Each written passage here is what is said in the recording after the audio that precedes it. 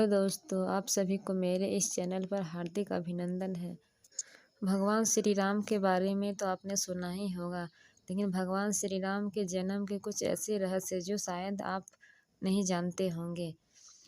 भगवान श्री राम का 7वां अवतार माने जाने वाले प्रभु श्री राम ने हमेशा की तरह अधर्म पर धर्म की विजय हेतु अवतार धारण किया। टीवी पर आप सभी ने रामायण देखी होगी, लेकिन फिर भी कई ऐसे प्रसंग रह जाते हैं जिनके बारे में लोग नहीं जानते। कुछ ऐसी ही है प्रभु श्री राम की जन्म कथा। हम आपको श्री राम की जन्म कथा के कुछ उन पहलुओं के बारे में बताएंगे जिनसे लोग अभी भी अनजान हैं। राम जैसा बेटा पाने के लिए अवध नरेश दशरथ और उनकी पत्नी कौशल्या को कठोर तप करना पड़ा था। कहते हैं कि स्वयंभू मनु कहे जाने वाले राजा दशरथ और शतरूपा रानी कौशल्या दोनों ने सतयुग में भगवान विष्णु को अपने पुत्र के रूप में पाने के लिए कठोर तप किया था। भगवान विष्णु उनके इस तप से प्रसन्न हुए और उन्होंने त्रेता युग में माता पिता बनने का वरदान दिया।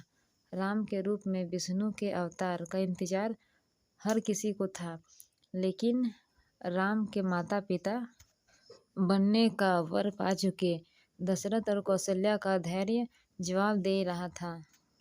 वाल्मीकि रामायण के अनुसार धैर्यहीन हो चुके थे राजा दशरथ ने संतान प्राप्ति के लिए गुरु वशिष्ठ के मार्गदर्शन में पुत्रशिष्ट यज्ञ करवाया, जिसे श्रृंगी ऋषि ने संपन्न किया। कहा जाता है कि यज्ञ संपन्न हुआ तो यज्ञ कुंड से अग्निदेव स्वयं दोनों हाथों में खीर के 2 पात्र लेकर प्रकट हुए। राजा दशरथ ने दोनों पात्र अपनी तीनों रानियों कौशल्या, कैकेयी और सुमित्रा के बीच बांट दिया। एक पात्र का आधा कौशल्या और बचा हुआ सुमित्रा ने खाया। उसी एक दूसरे पात्र का आधा कैकेयी और बचा हुआ सुमित्रा ने खाया। खीर खाने के कुछ दिन बाद कौशल्या के गर्भ से एक शिशु का जन्म हुआ। इस शिशु का जन्म चैत मास की शुक्ल पक्ष की 9वीं तिथि को हुआ था। इस समय पुनर्वसु नक्षत्र में सूर्य, मंगल, शनि, बृहस्पति तथा शुक्र अपने अपने उच्च स्थानों में विराजित थे। साथ ही कर्क लगन का उदय हुआ। फिर शुभ नक्षत्रों में कैकेयी और सुमित्रा ने भी अपने अपने पुत्रों को जन्म दिया। कैकेयी का एक और सुमित्रा के दोनों पुत्र बेहद तेजस्वी थे। महाराज के चारों पुत्रों के जन्म से संपूर्ण राज्य में आनंद का माहौल था। हर कोई खुशी में गंधर्व गान कर रहा था और अप्सराएं नृत्य करने लगे। देवताओं ने पुष्प वर्षा की। महाराज ने ब्राह्मणों और याचकों को दान दक्षिणा दी और उन सभी ने महाराज के पुत्रों को आशीर्वाद दिया।